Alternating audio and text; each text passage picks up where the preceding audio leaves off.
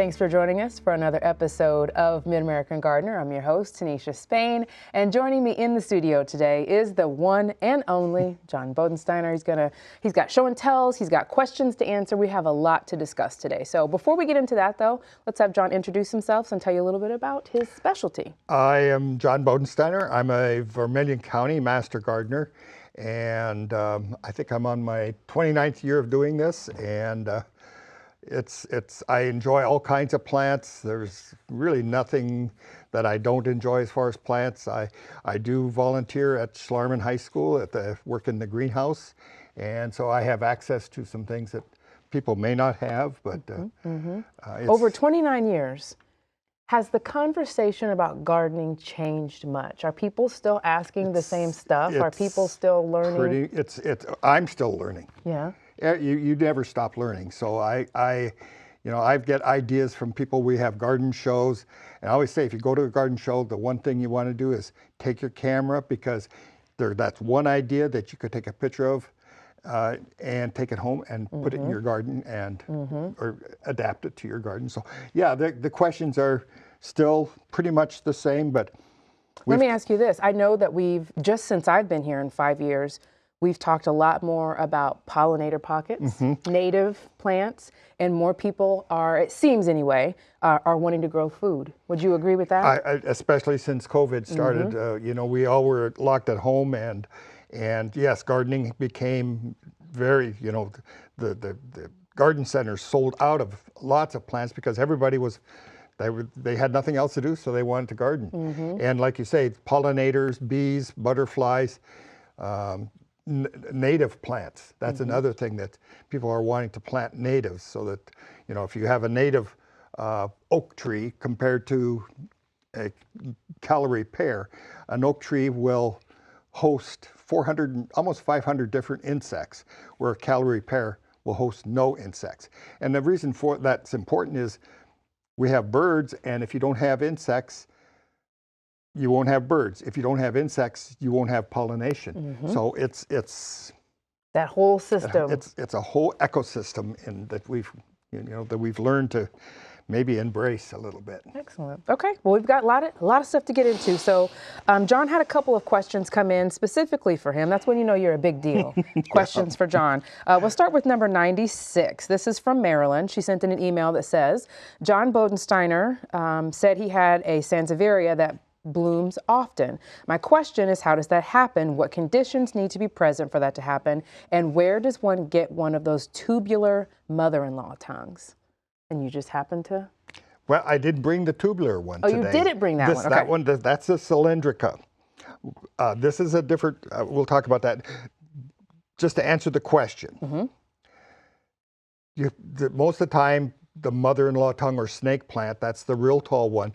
And that's the one I get to bloom maybe twice a year. But I have so many of them, I probably have 100 pots of mother-in-law tongue or snake plant. So there's always one blooming. And the way that you make it bloom, that they say, is to put it under stress. Now it could be root bound, and that's what most of mine are. I've had them in pots, and they're actually pushed through a plastic pot. They'll actually bore a hole or put so much pressure the pot will split, and they're growing out. And so I'm sure that's putting stress on the plant. Other ways that you could stress it is maybe a little bit too much light, and that's one thing you've got to be very cautious with. They do not like direct sunlight. They are an understory type plant, and too much sun will burn them. They do burn very easily. There are a number of different snake plants, the Sansevieria. The one I brought before was the original. And then there's the cylindrical, and that's the one I brought last time, was the round one. This time I brought a different one. This is called bird's nest. It's never going to get much taller than this. And does it just keep going wider? Or does it stay pretty wider, compact? and as you can see, I'm getting a baby right here. I see that. And so this is going to split off. So I will be able to unpot this and cut it off, and then I'll have two. I wouldn't be surprised that once this gets a little bit more root bound, that I'll get more of those. The more it gets root bound, the more, and I may even get a flower if I would let this grow long enough. But that's the, I have another one at the greenhouse that I didn't bring it because it's so rare. I didn't bring it. It's kind of cold this morning.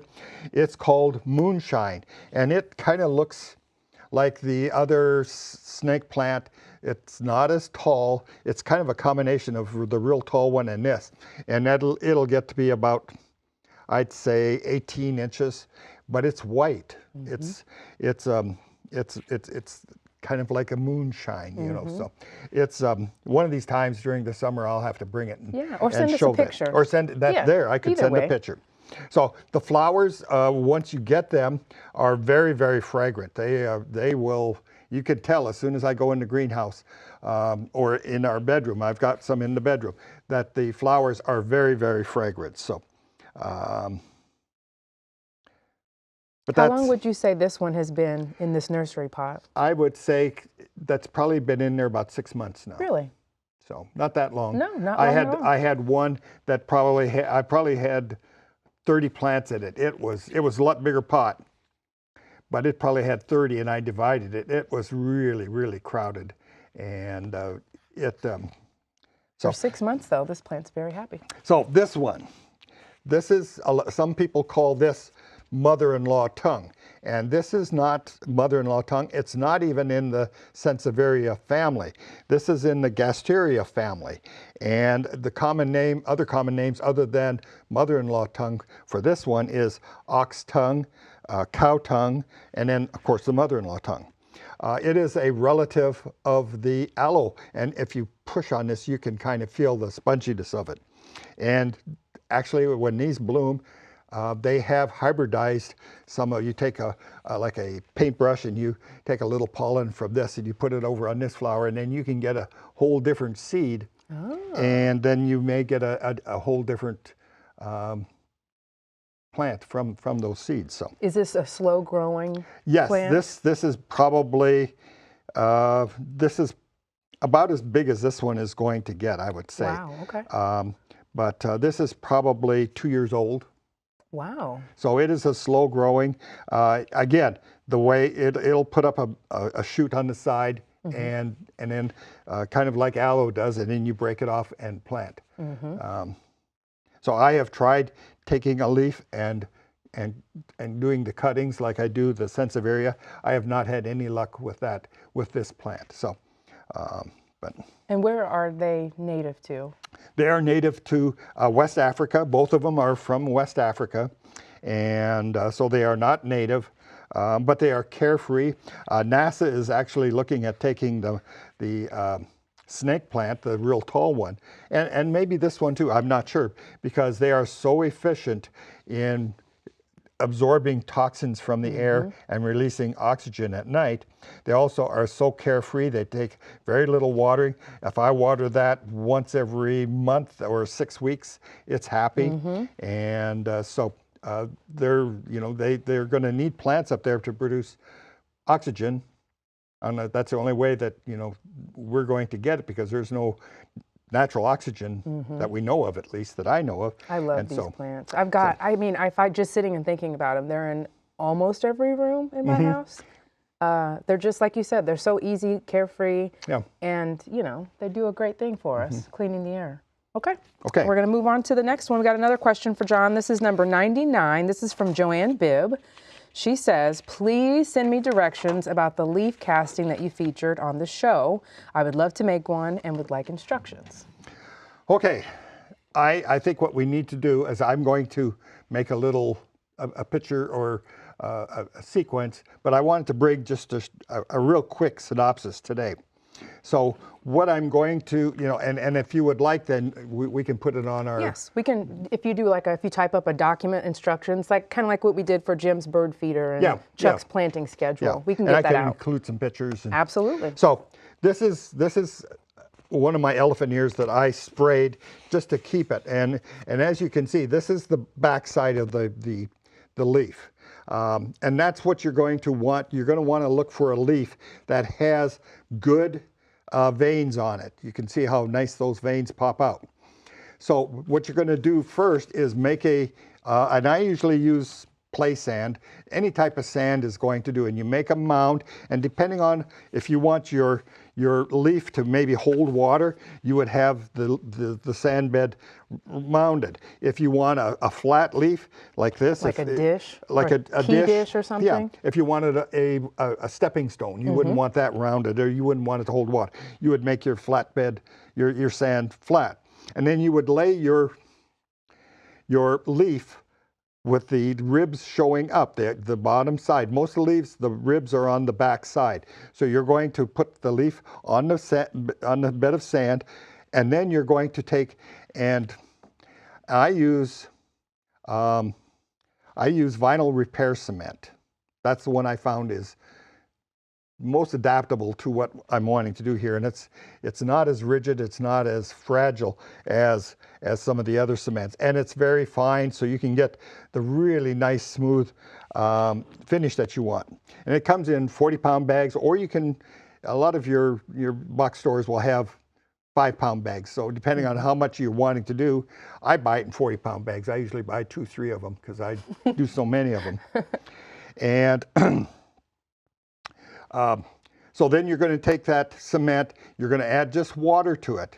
And I usually like to make it the consistency of fudge or brownie mix or something like that, so that it's pliable but not runny.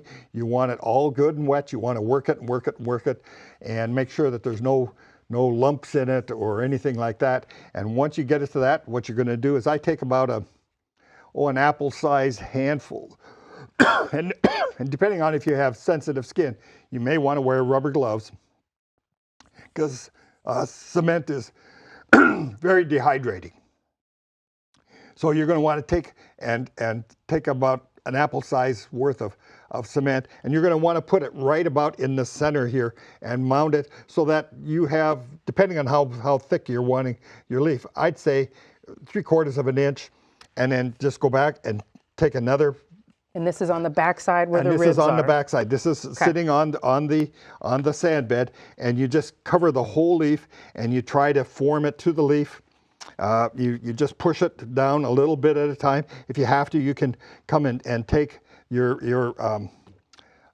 hand and pull it back in till you see the edge of the leaf, and then just kind of pat it down. You want to pat it to get all the oxygen or the little air holes out of it, and then what you do is you let it sit there and dry for, I'd say, a minimum of 2 days, preferably 3 days. So once you come back, this is what you're going to have. You're going to see, and after about an hour, hour and a half, I'll go and take a paintbrush and just smooth this backside off. Just very lightly smooth it off, because when you're doing this, it's going to be kind of rough, and I like to make mine a little bit smoother. Depending on if you want it to hold water, you could either take the stem completely off or leave it on and let it protrude, and then if it protrudes, just leave it on there until after you take the leaf off. What you're going to do is let this sit for about 3 days, and then you're going to very carefully move it on the sand and then pick it up, and it's going to be very fragile. You're going to then tip it upside down and carefully take the leaf off, and then you can discard that, and this is what you're going to end up with. You're going to have a cement looking leaf. I usually now will set this aside in a protected area. You don't want to let the rain on it or anything. And you want it in a nice area, not in direct sun, because then it could crack, but in a shady area that's dry, and let it set for up to a week. And then it's going to be this color. You can tell when it's dry and it's ready to paint. Once it's ready to paint, make it pretty. Then there's a couple of different paints that I use. I use a metallic acrylic paint, and I found also one that's called color shifting. Does that give it this sort of iridescence? The color shifting, depending on the angle that you're looking at, you'll get a little bit different color. Ooh. So it's kind of interesting. And sometimes I'll put this on on the inside, and then I'll do and you can kind of see I've done just a little bit on this, and I paint this, and usually I'll give it 2 coats of paint. The first is a heavier coat, and then there's always going to be little indentations that you miss, and so go back, and you want to make sure that there's no indentations that aren't painted, and it'll be nice and shiny. It won't be quite this shiny, but almost. And then once I get this dry, I let it dry for an hour or so, because acrylic paints will dry pretty. I usually do the back and paint that.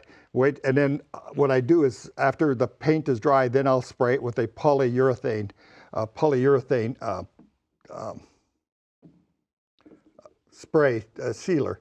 And I have found also there's a paint, a clear paint that works really like nice. a lacquer? A lacquer, yeah. And so you end up with... Every time you bring those, people just love them. We get a lot of emails, people wanting to try it, so. So this one here does not have a hole in it. So I did not want to, this one to hold, or, you know, I wanted it to not drain. In other words, I could actually put something on here and it's not going to I could put a little bit of water, because as you can see, it's just and the butterflies put a little bit of soil there. Butterflies and or it becomes bees. Bees and butterflies will come, put a little bit of soil, or marbles. some salt. Yeah. And because they need that. See, I didn't know that. And I didn't know they needed the salt. That's why they come in. If you notice puddles in your yard and the butterflies at the edge, that's because the water is absorbing or dissolving some of the minerals, and they need the minerals. See? So always learning. So it's we'll fun, have to get the but I will get this. instructions. I will get this all wrote up, and we'll get that information out. All right. Let's go to the next question. This one is someone who, Dennis, wrote in, wants to try planting potatoes. So here's the email. I've never grown potatoes, so I would just like a little guidance. My garden is about 10 by 15 with full southern exposure, very sunny during the day. I think this coming spring I would like to try growing potatoes. Can you give me some guidance on what I should be buying? And a little bit of what we should be doing too. I've never grown potatoes either, so I'm going to be paying attention. It's really not that hard.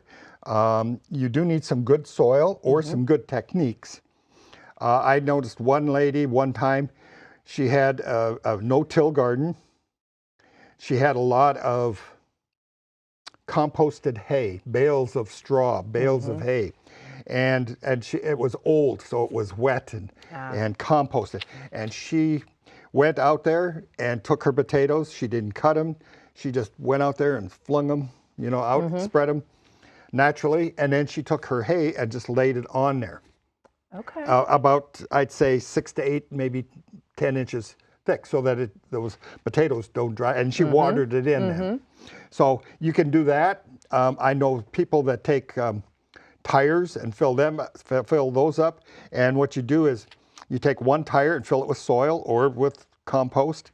You lay your potatoes on and lay about 2 or 3 inches of soil on that.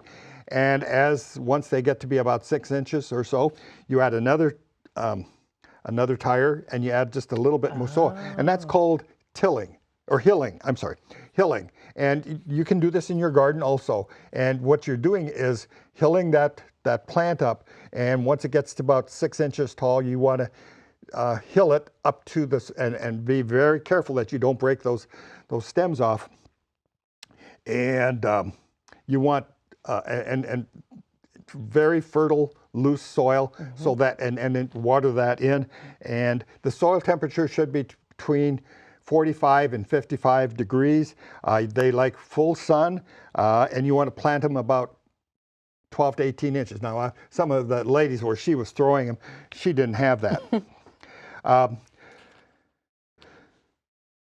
far as types of where do you get your potatoes to start, most people say you should get them from a seed catalog or from a seed vendor. A nursery or a nursery? Or a nursery, yeah. Somebody that is selling seed potatoes. And the reason for that is most of your grocery store potatoes are sprayed with a chemical to inhibit the sprouting, or and I'll have to say this carefully, the chitting. C-H-I-T. It's what you're going to do to prepare your potatoes for planting is called chit, and that's C-H-I-T. Yes, be very careful. And the reason that you usually, and I most of the time will kind of scour the grocery stores and look for a certain potato that I really like. And if I see them sprouting, I will buy a bag or a few of them just for planting in the garden. The chemical that they spray on there is CIPC. It's isopropyl N-3-chlorophenyl carbonate. So anytime that you're buying potatoes at the grocery store, make sure that you're washing them very well to get that chemical off. And pH for the soil, 5.8 to 6.5. So that's important. The hilling thing is very, very good. You know, some of our panelists, Jen Nelson is one of them, has had great success doing them in grow bags. Yes. I know a lot of people who grow them in buckets. So just, you know, some other things to think about if you don't have that great soil or a lot of space. Or a lot of space, yeah. And if you have this is a relatively small potato here, but if it was big, I would probably cut it in half. And once I cut it, I would let it sit on the counter and callus off for a minimum of 2 days. Okay. So that when you look at it and you touch that, it's not wet. And what you're going to do then, once you go to plant that, you're going to take that cut side and put that on the bottom side. And you want to be very careful not to harm any of these little sprouts, because that's where your new potatoes are going to come off of. And is it true, like if you're going to cut them, let's say in thirds or fourths, make sure every section that you cut has an eye? You want 2 or 3 eyes. 2 or 3 eyes, okay. You know, you could go down to 1, but you're going to get a lot better production if you have 2 or 3. Gotcha. If they're this size, I probably would plant this. And I'm sorry, you might want to describe what an eye is. Oh, an eye is where the sprout is going to come out of. This is 2 different types of potatoes here, but you can see the little eyes that are formed on here, and wherever you see that little imperfection, when you peel it and that little indentation, that's an eye. So you want to have a minimum of 2 or 3 on each plant that you're going to put into the soil. Depending on what type of potato you like, this is just this one here is a nice red potato. This is a Russian fingerling, and it's a white potato, and I have had times where I've put this out and I put it next to it in a hill where I have a raised bed and put it in there, and I'll cover it in the fall or in the winter with a whole bunch of composted leaves. And I've actually had them survive. I usually will leave the little tiny ones, and I have come back in the spring, and come mid-May, here comes my potatoes. Here comes the potatoes. And then I get a whole free harvest. So excellent. We've got about 3 minutes left, and I do want to get your take on winter sowing before we have to wrap up the show. Okay. We've had a couple people talk about it, but I just like when a lot of people share so that you can get different perspectives on what people do. So how do you winter sow? Okay, winter sowing is another new phenomenon that people have started to, I'm going to get to my notes so I don't forget anything. A real gardener. This is the container that I use. It's just a water container, and I've cut it to the point where I can fold it back. I've cut it all except for this little hinge right here. And I still have the cap on here. And what I'm going to do is drill holes in the bottom, about 4, 5, 6 holes, because you don't want it to hold a whole bunch of water. And you're going to fill it with about 3/4 worth of soil, and then plant, I like perennials, native perennials: cabbage, spinach, kale, broccoli, cauliflower, leafy greens, parsley, bok choy, lettuce, or herbs. And then you cover it very lightly with a little bit of soil. You're going to take duct tape once you get it all planted, and make sure that you put a label in here so that you know we're on the outside, and make sure that, because you're going to leave this outside. And you're going to take duct tape then and tape this all the way around, tape it shut. Then you're going to, before you duct tape, you're going to want to water it just so that it's easier to water. Once you get it duct taped, you're going to take it outside, set it up against the building, and take the lid off. And hopefully Mother Nature is going to put enough moisture in that, where that lid is off, to have your plants grow. The plants are going to grow according to when Mother Nature says they should. And you're not going to harden them off. That's the nice thing. You're not going to harden them off. And you've already got some going. This is one that I've got going, and I've got some kale growing. And I will retape this and then take the lid off again and duct tape all the way around. And then you'll just, in the spring, take the seedlings out and then transplant them. Not recommended at this time of year. I can start these now. I've started some of these now. And so those that you'd want to wait till much, much later is your tomatoes, your peppers, your squash and eggplants, something that if it would freeze is going to die. Yes. So most of your perennials and herbs and things like that will take a light frost. So. Gotcha. All right, John, can you believe, I mean, we're out of time. Gosh, that goes so fast. We covered a lot of ground today, I feel like. All right, well, thank you so much for watching. Thank you for coming in and teaching us everything. If you've got any questions for John or any of our other panelists, you can send them in to us at yourgarden@gmail.com. Of course, you can always find us on Facebook. Just search Mid-American Gardener. We'll see you next time. Good night.